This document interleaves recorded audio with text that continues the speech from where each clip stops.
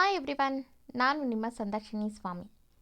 ಸಹಚರಿ ಇಲ್ಲದ ಬದುಕು ಕಥೆಯ ಮುಂದುವರಿದ ಭಾಗ. ಅದಕ್ಕೂ ಮೊದಲು ನನ್ನ ಕಥೆಗಳು ನಿಮಗೆ ಇಷ್ಟವಾಗಿದ್ದರೆ ತಪ್ಪದೆ ಕಮೆಂಟ್ ಮಾಡಿ, ಲೈಕ್ ಮಾಡಿ, ಶೇರ್ ಮಾಡಿ. ಹಾಗೆ ನನ್ನ ಚಾನಲ್ಗೆ ಹೊಸಬರಿದ್ದರೆ ಸಬ್ಸ್ಕ್ರೈಬ್ ಆಗಿ, ಹಾಗೆ ಪಕ್ಕದಲ್ಲಿರುವ ಬೆಲ್ ಐಕನ್ನ ಕ್ಲಿಕ್ ಮಾಡಿ. ಇದರಿಂದ ನನ್ನೆಲ್ಲ ಕಥೆಗಳ ನೋಟಿಫಿಕೇಷನ್ ನಿಮಗೆ ಸಿಗುತ್ತೆ. ಸೊ ಬನ್ನಿ ಕಥೆಯ ಮುಂದುವರಿದ ಭಾಗನ ನೋಡೋಣ. ಎಪಿಸೋಡ್ 86. ಇಂದಿನ ಸಂಚಿಕೆಯಲ್ಲಿ ಶ್ರೀ ವಿರಾಟ್ ಬಳಿ ಅವನ ತಾಯಿ ಬಗ್ಗೆ ಹೇಳ್ತಿದ್ದಾಳೆ. ವಿರಾಟ್ ಶಾಕ್ನಲ್ಲೇ ಆ ವಿಷಯನ ಕೇಳ್ತಿದ್ದ. ಶ್ರೀ, ಇದು ನಮ್ಮಿಬ್ಬರಲ್ಲೇ ಇರಬೇಕು ಎಂದು. ಇನ್ನೊಂದು ವಿಷಯ ಅಂದರೆ, ಇವತ್ತು ಅಲ್ಲಿ ಅರಳಿ ಮರದಲ್ಲಿ ಬಿದ್ದ ಅಕ್ಷತೆ ಮತ್ತು ಆ ಗಂಟು ಎರಡು ನಿಮ್ಮ ಸ್ವಂತ ತಾಯಿ ಆಶೀರ್ವಾದ ಎಂದಳು. ವಿರಾಟ್, ಶ್ರೀ ಏನು ಹೇಳ್ತಿದ್ಯಾ ಎಂದ ಹುಬ್ಬು ಗಂಟಿಗೆ ತುಸು ಕನ್ಫ್ಯೂಸ್ನಲ್ಲೇ. ಶ್ರೀ ಎಂದು ಅವಳು ಅಲ್ಲೇ ಬಚ್ಚಿಟ್ಟಿದ್ದಂಥ ಚೀಟಿ ತೆಗೆದು ತೋರಿಸಿದ್ಲು. ವಿರಾಟ್ ಅದನ್ನು ಓಪನ್ ಮಾಡ್ದ. ಅದರಲ್ಲಿ may God bless you both of you ಎಂದಿತ್ತು. ಅದನ್ನು ನೋಡಿದ ವಿರಾಟ್ ಜೋರಾದ ಉಸಿರು ಬಿಟ್ಟು, ಅದಕ್ಕೆ ಅವರನ್ನು ಹುಡುಕಿ ಹೋದ್ಯಾ ಎಂದವನು. ನಮ್ಮಮ್ಮನ್ನ ನೋಡಿದ್ಯಾ, ಹೇಗಿದ್ದಾರವರು ಎಂದ ತುಂಬ ಕ್ಯೂರಿಯಸ್ನಲ್ಲೇ. ಶ್ರೀ, ಇಲ್ಲ ರೀ, ಅವರು ಕಾಣಲಿಲ್ಲ, ಬಟ್ ಡೆಫಿನೆಟ್ಲಿ ಅವ್ರು ಬಂದೇ ಬರ್ತಾರೆ, ಅದಕ್ಕೆ ಜಾಸ್ತಿ ಸಮಯ ಇಲ್ಲ ಎಂದು ವಿರಾಟ್ ಮುಖದ ಮುಂದೆ ತನ್ನ ಮುಖನ ತಂದು, ನಿಮ್ಮ ಜೀವನದ ಕಷ್ಟನ ಪೂರ್ತಿ ಕರಗಿಸಿ ನಿಮ್ಮ ಲೈಫ್ನ ಸುಂದರವಾಗಿ ಮಾಡೋ ಜವಾಬ್ದಾರಿ ನಂದು ಮಿಸ್ಟರ್ ವಿರಾಟ್ ವರ್ಧನ್ ಎಂದು ಅವನ ಆಣೆಗೆ ತನ್ನ ಆಣೆನ ತಾಕಿಸಿದ್ಲು. ಮುಂದೆ ವಿರಾಟ್ ಸಪ್ಪೆ ಮುಖ ನೋಡಿದ ಶ್ರೀ ಅವನ ಕೆನ್ನೆಯನ್ನು ಗಿಲ್ಲಿ, ಯಾಂಗಿಗೆ ಮಂಕಾಗಿದ್ದು ನನ್ನ ಗಂಡ ಅಂದ್ಲು. ವಿರಾಟ್ ತಲೆ ತಗ್ಸಿ, ಯಾವ ಸೌಭಾಗ್ಯನೂ ಪಡ್ಕೊಂಡು ಬಂದಿಲ್ಲ ಅನ್ಸತ್ತೆ ಶ್ರೀ. ಡ್ಯಾಡ್ ಹೋದ್ರು, ತಾಯಿ ಯಾರು, ಹೇಗಿದ್ದಾರೆ, ಎಲ್ಲಿದ್ದಾರೆ ಅಂತ ಗೊತ್ತಿಲ್ಲ. ಏನೋ ನನ್ನ ಲೈಫ್ನಲ್ಲಿ ಏನು ನಡೀತಿದೆ ಅನ್ನೋದೇ ಗೊತ್ತಾಗ್ತಿಲ್ಲ ನನಗೆ. ಇನ್ಯಾರೋ ನನ್ನ ಲೈಫ್ನ ಬರ್ಬಾದ್ ಮಾಡೋಕ್ಕೆ ಕಾಯ್ತಿರ್ತಾರೆ. ಟೋಟಲಿ ನಾನು ಚೆನ್ನಾಗಿರೋದೇ ಇಷ್ಟ ಇಲ್ಲ. ನಾನು ನಿನಗೆ ಬಿಟ್ಟರೆ ಬೇರೆ ಯಾರಿಗೂ ಯಾವತ್ತೂ ಸುಮ್ಮನೆ ತೊಂದರೆ ಕೊಟ್ಟವನಲ್ಲ. ಬಟ್ ನನ್ನ ಸುತ್ತ ಸಾವು ಯಾವ ರೂಪದಲ್ಲಿ ಇರುತ್ತೆ ಅನ್ನೋದೇ ಗೊತ್ತಾಗಲ್ಲ. ಅಂಥ ಪರಿಸ್ಥಿತಿನಲ್ಲಿದ್ದೀನಿ ಎಂದ ಜೋರಾದ ಉಸಿರು ತಗೊಂಡು. ಶ್ರೀ ಅವನ ಮಾತು ಕೇಳಿ ಅವನ ಭುಜಕ್ಕೆ ಒರಗಿ, ನೀವು ಯಾರಿಗೂ ಏನೂ ತೊಂದರೆ ಕೊಟ್ಟಿಲ್ಲ ರೀ, ನೀವು ಯೋಚನೆ ಮಾಡಬೇಡಿ, ಇನ್ನು ಸ್ವಲ್ಪ ದಿನ ಎಲ್ಲ ಸರಿಯಾಗುತ್ತೆ. ಯಾಕೆ ನಿನ್ನ ತಂದೆ ನನ್ನ ಚೂಸ್ ಮಾಡಿದ್ರೋ, ಯಾರಿಗಾಗಿ ನಾನು ಈ ಪೊಲೀಸ್ ಫೀಲ್ಡ್ಗೆ ಬಂದೋ ಅದನ್ನು ಮಾಡ್ತೀನಿ, ಆಗ ಎಲ್ಲ ಸರಿಯಾಗುತ್ತೆ ಅಂದ್ಲು. ವಿರಾಟ್, ಓಕೆ, ಬಟ್ ನೀನು ಹುಷಾರು, ನನ್ನ ಜೀವನಕ್ಕೆ ಸಿಕ್ಕಿರೋ ಅಮೂಲ್ಯ ನಿಧಿ ನೀನು. ಪ್ಲೀಸ್ ನೀನು ಒಬ್ಬಳೇ ಯಾವತ್ತೂ ಏನಕ್ಕೂ ಕೈ ಹಾಕಬೇಡ ಶ್ರೀ. ಯಾವಾಗಲೂ ನಾನು ನಿನ್ನ ಜೊತೆ ಇರ್ತೀನಿ. ನಿನ್ನ ಸಹಾಯಕ್ಕೆ ಈ ವರ್ಧನ್ ಸೆಕ್ಯೂರಿಟಿ ಯಾವಾಗಲೂ ಜೊತೆಯಾಗಿರ್ತಾರೆ. ಬಟ್ ನೀನು ಒಬ್ಬಳೇ ಮೈ ಮೇಲೆ ರಿಸ್ಕ್ ಹೇಳ್ಕೋಬೇಡ ಎಂದ. ಶ್ರೀ, ಹಾಂ ಬಾ, ಯು ಡೋಂಟ್ ವರಿ, ನಾನು ಏನಾದರೂ ಮಾಡೋ ಮೊದಲು ನಿಮಗೆ ಹೇಳೇ ಮಾಡೋದು ಎಂದಳು. ವಿರಾಟ್, ಓಕೆ, ಹೀಗೆ ಮಲಗು, ತುಂಬ ಸಮಯ ಆಗಿದೆ ಎಂದ. ಶ್ರೀ ಒಂದು ಸೆಕೆಂಡ್ ಅವನ ಮುಖ ನೋಡಿ, ನೀವು ಮಲಗಿ ಅಂದ್ಲು. ವಿರಾಟ್, ಇಲ್ಲ, ನಾನು ಅಲ್ಲಿ ಮಲಗ್ತೀನಿ ಎಂದ ಸೋಫಾ ಕಡೆ ಕೈ ತೋರಿಸಿ. ಶ್ರೀ ಅವನ ಕೈ ಹಿಡಿದು, ಇಲ್ಲೇ ಮಲಗಿ, ನನಗೇನೋ ತೊಂದರೆ ಇಲ್ಲ, ನೀವು ಹೀಗಿನ್ನೂ ಹುಷಾರಾಗಿದ್ದೀರಾ, ಮತ್ತೆ ಅಲ್ಲಿ ಯಾಕೆ ಮಲಗಿ ಸುಮ್ಮನೆ ಎಂದವಳು ತಾನು ಮಲಗಿದ್ರೆ ವಿರಾಟ್ ಮಾತ್ರ ಇನ್ನೂ ಕೂತಿದ್ದ. ಶ್ರೀ, ರೀ ನನ್ನ ಗಂಡ ಅನ್ಸ್ಕೊಂಡವ್ರೆ, ಮಲಗ್ರಿ, ನಿಮ್ಮ ಶೀಲಕ್ಕೆ ನಾನು ಗ್ಯಾರಂಟಿ ಕೊಡ್ತೀನಿ ಅಂದ್ಲು. ವಿರಾಟ್ ಅವಳ ಕಡೆ ತಿರುಗಿ, ಏನಂದೆ ಎಂದು ಅವಳ ನಡು ಬಳಸಿ, ನನಗೆ ನೀನು ಗ್ಯಾರಂಟಿ ಕೊಡ್ತೀಯಾ, ನಾನು ಇಲ್ಲಿ ಮಲಗಿದ್ರೆ ನಿನಗೆ ಹೇಗೆ ನಾನು ಗ್ಯಾರಂಟಿ ಕೊಡಲಿ ಎಂದು ಅವಳ ಕೆನ್ನೆ ಮೇಲೆ ತನ್ನ ಕೆನ್ನೆ ಇಟ್ಟು, ಥ್ಯಾಂಕ್ಸ್ ಶ್ರೀ, ನೀನು ನನ್ನ ಜೊತೆ ಇದ್ದೀಯಾ ಅಂತ ಈಗಲೂ ನನಗೆ ನಂಬೋಕ್ಕೆ ಸಾಧ್ಯ ಆಗ್ತಿಲ್ಲ ಎಂದ. ಶ್ರೀ ಅವನ ಕುತ್ತಿಗೆಯಿಂದ ತಲೆಗೆ ಕೈ ಹಾಕಿ, ಇದು ನಿಜಾನೇ ಎಂದು ಒತ್ತಿ ಹಿಡಿದು, ನೀವೀಗೆ ಹತ್ರ ಇದ್ದರೆ ನನಗೇನೂ ಪ್ರಾಬ್ಲಮ್ ಇಲ್ಲ, ಈಗ ಮಲಗಿ ಅಂದ್ಲು. ವಿರಾಟ್ ನಗುತ್ತಾ ಅವಳನ್ನು ತಬ್ಬಿ ನೆಮ್ಮದಿಯಾಗಿ ಮಲಗ್ದ. ಶ್ರೀ ಕೂಡ ತುಂಬ ವರ್ಷಗಳ ಮೇಲೆ ಸಿಕ್ಕ ಒಂದು ಅಮೂಲ್ಯ ಮುತ್ತೊಂದನ್ನು ಜೋಪಾನ ಮಾಡಬೇಕು ಎಂದು ಯೋಚಿಸುತ್ತಾ ನಿದ್ದೆಗೆ ಜಾರಿದ್ಲು. ಎತ್ತ ಶಾರದಾ ರೂಮ್ನಿಂದ ಏನೋ ಬಿದ್ದ ಶಬ್ದ ಆಯಿತು. ಶ್ರೀ ಆಗಿನ್ನೂ ನಿದ್ದೆಗೆ ಜಾರಿದ್ದರಿಂದ ಎಚ್ಚರಾಗಿ ಟೈಮ್ ನೋಡಿದ್ರೆ ಆಲ್ರೆಡಿ 1 ಗಂಟೆ ಆಗಿತ್ತು. ಶ್ರೀತನ ತಪ್ಪಿ ಮಲಗಿದ್ದಂಥ ವಿರಾಟ್ನ ಮೆಲ್ಲಗೆ ಸರಿಸಿ ಡೋರ್ ತೆಗೆದು ಹೊರ ನಡೆದ್ಲು. ಹೊರಗೋಗುವಾಗ ಅವಳ ಕಾಲಿನ ಗೆಜ್ಜೆನ ತೆಗೆಯೋದನ್ನು ಮರೀಲಿಲ್ಲ. ಶ್ರೀ ಯಾವ ರೂಮ್ನಲ್ಲಿ ಶಬ್ದ ಆಗಿದ್ದು ಎಂದು ಒಂದೊಂದೇ ರೂಮ್ ಡೋರ್ಗೆ ಕಿವಿ ಕೊಟ್ಟು ಡೋರ್ ಓಪನ್ ಇದ್ದರೆ ಒಮ್ಮೆ ತೆಗೆದು ನೋಡಿ ಹೋಗ್ತಿದ್ಲು. ರೋಹನ್ ರೂಮ್ ನೋಡಿದಾಗ ರೋಹನ್ ಚೆನ್ನಾಗಿ ನಿದ್ದೆ ಮಾಡಿದ್ದ. ಕೃತಿ ರೂಮ್ ನೋಡಿದ್ರೆ ಅಲ್ಲಿ ಕೃತಿ ಇರಲಿಲ್ಲ.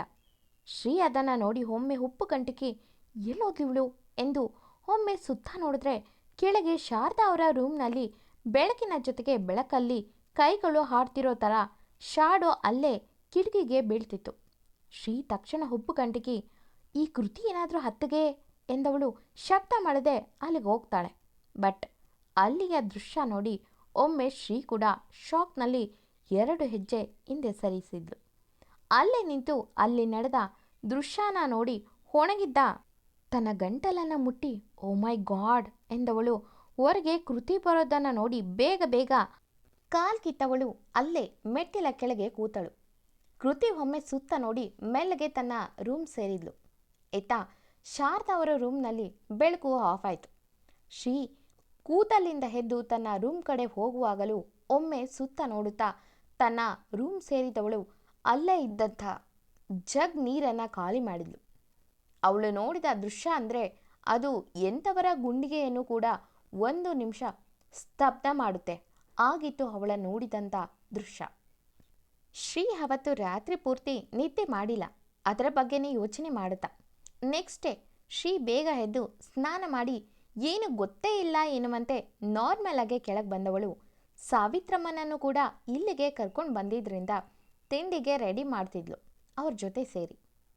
ಅಷ್ಟೊತ್ತಿಗೆ ಅಲ್ಲಿಗೆ ಬಂದಂಥ ಶಾರದಾ ಅವರು ಶ್ರೀ ಯಾಕಮ್ಮ ಇಷ್ಟು ಬೇಗ ಎದ್ದೆ ಎಂದರು. ಶ್ರೀ ನಾನು ಮಾಮೂಲಿ ಇಷ್ಟು ಬೇಗ ಎದ್ದೇಳೋ ಅಭ್ಯಾಸ ಇದೆ, ಸೊ ಹಾಗಾಗಿ ಎಚ್ಚರ ಆಯಿತು ಎಂದು ಏನು ಕಾಫಿ ಕೊಡ್ಲಾ ಎಂದಳು. ಶಾರದಾ ಅವರು 1 ಗ್ಲಾಸ್ ನೀರಿನ ಜೊತೆ ಅಂದರು. ಶ್ರೀ ಓಕೆ ಎಂದು ಅದನ್ನು ತಂದುಕೊಟ್ಲು. ಅದೇ ಸಮಯಕ್ಕೆ ಕೃತಿ ಕೂಡ ಅಲ್ಲಿಗೆ ಬಂದರೆ ಒಮ್ಮೆ ಕೃತಿ ಮತ್ತು ಶಾರದಾ ಅವರ ಕಣ್ಣುಗಳು ಮೀಟ್ ಆದವು. ಕೃತಿ ಶಾರದಾ ಅವರನ್ನೇ ನೋಡುತ್ತಿದ್ದರೆ ಶಾರದಾ ಅವರು ಹೋಗಿ ಏನು ಬೇಕು ಅದನ್ನು ಶ್ರೀ ಅಮ್ಮನ ಬಳಿ ತಗೋ ಎಂದು ತಲೆ ತಗ್ಸಿ ಕಾಫಿ ಸಿಪ್ ಮಾಡ್ತಿದ್ರು. ಶ್ರೀ ಇದನ್ನು ಕಿರುಗಣ್ಣಲ್ಲೇ ಅಬ್ಸರ್ವ್ ಮಾಡಿದ್ಲು. ಶ್ರೀ ರಿಯಲಿ ಈ ಮನೇಲಿ ಹೀಗೊಂದು ದೃಶ್ಯ ನೋಡ್ತೀನಿ ಅಂತ ಎಕ್ಸ್ಪೆಕ್ಟ್ ಮಾಡಿರಲಿಲ್ಲ. ನಾನು ಊರೆಲ್ಲ ಹುಡುಕಿದ್ರೆ ನನಗೆ ಸಿಗ್ತಾರೆ ಎಂದುಕೊಂಡು ಕೃತಿ ಕಡೆ ನೋಡಿದ್ರೆ ಕೃತಿ ಶ್ರೀ ಮುಖನೇ ಉಪ್ಪು ಗಂಟಿಗೆ ಗುರಾಯಿಸಿದ್ಲು. ಶ್ರೀ ಕೂಡ ಉಪ್ಪು ಗಂಟಿಗೆ ಬಾ ಹಾಲು ಕೊಡ್ತೀನಿ ಎಂದು ಅವಳ ಕೈ ಹಿಡಿದು ಕಿಚನ್ ಕಡೆ ಹೇಳ್ಕೊಂಡು ಹೋಗ್ತಾಳೆ. ಕೃತಿ ದವಡೆ ಬಿಗಿದು ಅವಳ ಜೊತೆನೇ ಹೋಗ್ತಾಳೆ. ಶ್ರೀ ಕೊಟ್ಟ ಹಾಲು ಕುಡಿದ ಕೃತಿ ಕಣ್ಣು ಆಗಾಗ ಮಾತ್ರ ಹೋಗುತ್ತಿದ್ದಿದ್ದು ಶಾರದಾ ಅವರ ಮೇಲೆ. ಶ್ರೀ ಇದನ್ನೆಲ್ಲ ಅಬ್ಸರ್ವ್ ಮಾಡ್ತಿದ್ಲು. ಅಂದು ರಾತ್ರಿ ಶ್ರೀ ಎಂದಿನಂತೆ ಊಟ ಮಾಡಿ ವಿರಾಟ್ ಜೊತೆ ಸ್ವಲ್ಪ ಸಮಯ ಮಾತಾಡಿ ಮಲಗಿದ್ಲು. ವಿರಾಟ್ ಕೂಡ ತನ್ನವಳ ಮೇಲೆ ಕೈ ಹಾಕಿ ನಿದ್ದೆ ಮಾಡಿದ್ದ.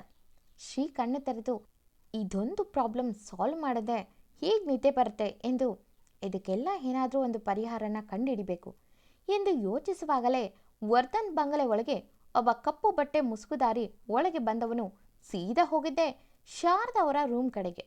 ಹೊರಗೆ ಏನೋ ಬಿದ್ದ ಶಬ್ದ ಆಗಿದ್ದು ಕೇಳಿದಂಥ ಶ್ರೀ ತಕ್ಷಣ ವಿರಾಟ್ ತನ್ನ ಬಳಸಿಡಿದು ಮಲಗಿದ್ದಾನೆ ಅನ್ನೋದನ್ನು ಮರೆತು ಸಡನ್ ಆಗಿ ಎದ್ದು ಬೆಡ್ನಿಂದ ಕೆಳಗಿಳಿದು ಹೋಗ್ತಾಳೆ. ವಿರಾಟ್ ಕೈ ಒಂದು ಕ್ಷಣ ದೊಪ್ಪೆಂದು ಬೆಡ್ ಮೇಲೆ ಬೆಂದಿದ್ದಕ್ಕೆ ಅವನಿಗೂ ಕೂಡ ಎಚ್ಚರ ಆಗಿ ಶ್ರೀ ಹೊರಗೆ ಬೇಗ ಬೇಗ ಹೋಗೋದನ್ನು ನೋಡಿ ಅವನು ಕೂಡ ಅವಳನ್ನು ಹಿಂಬಾಲಿಸಿದ. ಶ್ರೀ ಸೀದಾ ಹೋಗಿದ್ದೆ ಶಾರದಾ ಅವರ ರೂಮ್ ಕಡೆ. ಶ್ರೀ ಅಲ್ಲಿ ಇದ್ದ ದೃಶ್ಯನ ನೋಡಿ ನೋ ಎಂದು ಒಳಗೆ ಬಂದವಳೆ ಆ ಮುಸುಕುದಾರಿ ಹಿಡಿಯೋಕೆ ನೋಡ್ತಾಳೆ. ಅಷ್ಟೊತ್ತಿಗೆ ಅಲ್ಲಿಗೆ ಬಂದಂಥ ವಿರಾಟ್ ಆ ವ್ಯಕ್ತಿನ ಹಿಂದಿನಿಂದ ಬಳಸಿಡ್ದ. ಅವ್ರಿಗೆ ಹೊಡೆಯುತ್ತಿದ್ದನ್ನು ತಪ್ಪಿಸ್ಕೊಂಡು ಶಾರದಾ ಅವ್ರನ್ನ ಗುರಿ ಮಾಡಿ ಚಾಕು ಎಸೆದು ಇಬ್ಬರನ್ನ ದೂರ ತಳ್ಳಿ ಹೊರಗೆ ಹೋಗುವಾಗ ವಿರಾಟ್ ಮತ್ತು ಶ್ರೀ ಆ ವ್ಯಕ್ತಿನ ಹಿಡಿಯೋಕ್ಕೆ ಹೋದರು. ಬಟ್ ಇಲ್ಲಿ ಶಾರದಾ ಅವರ ಕೈಗೆ ಆ ಚಾಕು ತಗಲಿದ್ರಿಂದ ಶ್ರೀ ಅಮ್ಮ ಎಂದು ಅವರ ಕಡೆ ಗಮನ ಹರಿಸಿದ್ರೆ ವಿರಾಟ್ ಆ ಮುಸುಕುದಾರಿ ವ್ಯಕ್ತಿ ಹೋದ ಕಡೆ ಹೊಡೆದ. ಬಾಲ್ಕನಿಯಿಂದ ಜಿಗಿಯೋಕೆ ನೋಡುವ ವ್ಯಕ್ತಿ ಮುಖ ನೋಡೋಕ್ಕೆ ವಿರಾಟ್ ಆ ವ್ಯಕ್ತಿ ಕೈ ಹಿಡಿದು ಮಾಸ್ಕ್ ತೆಗೆಯೋಕೆ ನೋಡ್ದ. ಆ ಗುದ್ದಾಟದಲ್ಲಿ ಆ ವ್ಯಕ್ತಿ ಕಣ್ಣಿಗೆ ಹಾಕಿದಂಥ ಕಪ್ಪು ಬಟ್ಟೆ ಕಳಚಿ ಬಿತ್ತು. ತಕ್ಷಣ ಆ ವ್ಯಕ್ತಿ ತಡ ಮಾಡದೆ ಬಾಲ್ಕನಿ ಕಂಬಿ ಹಿಡಿದು ಜಿಗಿಯೋಕ್ಕೆ ನೋಡ್ತಿದ್ರೆ ಅಷ್ಟೊತ್ತಿಗೆ ವಿರಾಟ್, ಹೇಯ್ ಯಾ ನೀನು ಎಂದು ಅವನನ್ನು ಹಿಡಿಯೋಕ್ಕೆ ಹೋಗುವ ವಿರಾಟ್ ಮುಗ್ಗುರಿಸಿ ಬೀಳುತ್ತಿದ್ದವನನ್ನ ಸ್ಟ್ರಾಂಗ್ ಆಗಿ ವಿರಾಟ್ ಕೈಗಳನ್ನು ಹಿಡಿದು ಆ ಕೈಗಳು ಆ ವ್ಯಕ್ತಿ ವಿರಾಟ್ ಕೆಳಗೆ ಬೀಳದಂತೆ ತಡೆದು ಬಿ ಕೇರ್ಫುಲ್ ಎಂದು ಅವನನ್ನು ಸರಿಯಾಗಿ ನಿಲ್ಲಿಸಿ ತಕ್ಷಣ ವಿರಾಟ್ ಎಲ್ಲಿ ತನ್ನನ್ನು ಹಿಡಿತಾನೋ ಎಂದು ಅವನ ಎದೆಗೆ ಕೈ ಹಾಕಿ ತುಸು ದೂರ ತಳ್ಳಿ ತಾನು ಅಲ್ಲಿಂದ ನೆಗೆದು ಹೊರಗೆ ನಿಂತಿದ್ದ ಕಾರ್ ಹತ್ತಿದ ಕೂಡಲೇ ಕಾರ್ ಮೂವ್ ಆಗಿತ್ತು. ವಿರಾಟ್ ಅವನು ನೋಡಿದ್ದ ಕಣ್ಣುಗಳು ಮತ್ತೆ ಅವನು ಬೀಳುವಾಗ ಅವನನ್ನು ಕಾಪಾಡಿದ್ದನ್ನ ನೆನೆದು ಒಂದು ರೀತಿ ಶಾಕ್ನಲ್ಲೇ ಅಲ್ಲೇ ನಿಂತಿದ್ದ. ಅಷ್ಟೊತ್ತಿಗೆ ಶ್ರೀ ಕೂಡ ಶಾರದಾ ಅವ್ರನ್ನ ಬಿಟ್ಟು ವಿರಾಟ್ ಇದ್ದ ಕಡೆ ಬಂದಿದ್ಲು. ವಿರಾಟ್ ಹೀಗೆ ಗರ ಬಡಿದವನಂತೆ ಇದ್ದಿದ್ದನ್ನು ನೋಡಿ ವಿರಾಟ್ ಆರ್ ಯು ಓಕೆ ಎಂದವಳು ಅವನ ಭುಜ ಎಳೆದು ಒಮ್ಮೆ ಅವನನ್ನ ಮೇಲಿನಿಂದ ಕೆಳಗೆ ನೋಡುತ್ತಾಳೆ. ಏನಾದರೂ ಅವನಿಗೆ ಆಗಿದೆಯಾ ಎಂದು. ಶಾರದಾ ಅವರನ್ನ ಸಾಯಿಸೋಕೆ ಬಂದಂಥ ಆ ವ್ಯಕ್ತಿ ಬೀಳುತ್ತಿದ್ದಂಥ ವಿರಾಟ್ನ ಯಾಕೆ ಸೇವ್ ಮಾಡಿದ್ರು? ಮುಂದಿನ ಸಂಚಿಕೆಗಳಲ್ಲಿ ತಿಳಿಯೋಣ. ಎಂದಿನಂತೆ ಕತೆ ಮುಂದುವರಿಯುವುದು. Thank you for watching.